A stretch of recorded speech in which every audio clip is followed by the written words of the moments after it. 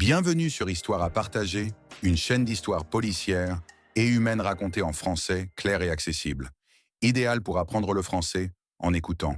Abonnez-vous, aimez la vidéo et partagez-la pour soutenir la chaîne. L'inspecteur Renard, un homme au visage sévère mais aux yeux vifs, était en charge de l'enquête sur la découverte macabre dans la cave de la maison. Il observait attentivement la scène, prenant note de chaque détail alors que les techniciens de la police fouillaient les lieux à la recherche d'indices. L'homme qui avait acheté la maison en 1989 était un retraité discret, bien connu dans le quartier mais peu enclin à se mêler aux affaires des autres. Après avoir passé 40 ans dans cette maison, il avait finalement décidé de la vendre. Mais jamais il n'aurait imaginé ce qu'il découvrirait dans sa cave en nettoyant la propriété pour satisfaire la demande du nouvel acheteur.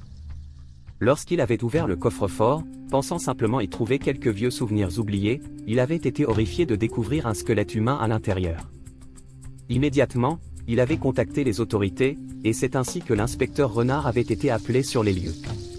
La nouvelle de la découverte s'était répandue comme une traînée de poudre dans la petite ville endormie, semant le trouble et la peur parmi les habitants.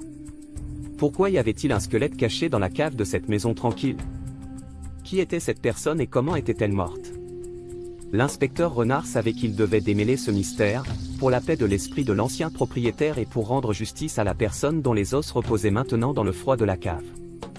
Avec détermination, il se lança dans l'enquête, décidé à découvrir la vérité, aussi sombre soit-elle.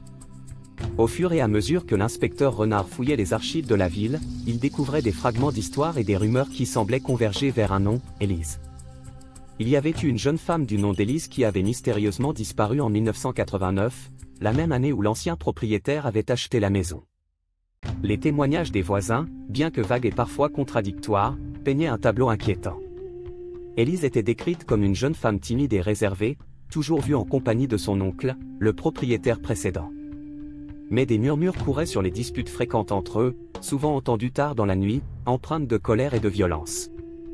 Les indices semblaient pointer vers une tragédie familiale enfouie sous les couches du temps et du silence. L'inspecteur Renard se plongea dans les dossiers, cherchant désespérément un indice, un témoignage, quelque chose qui pourrait éclairer l'obscurité qui enveloppait cette affaire depuis si longtemps.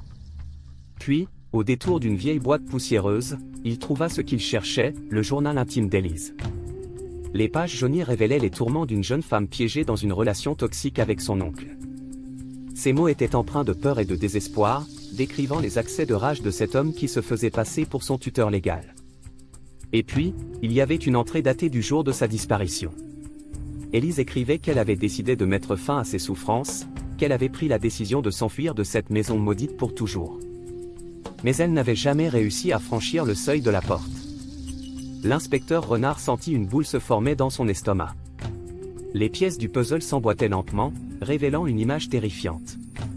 Il comprit alors que l'ancien propriétaire, consumé par la rage et la peur de perdre le contrôle sur sa nièce, avait commis l'impensable.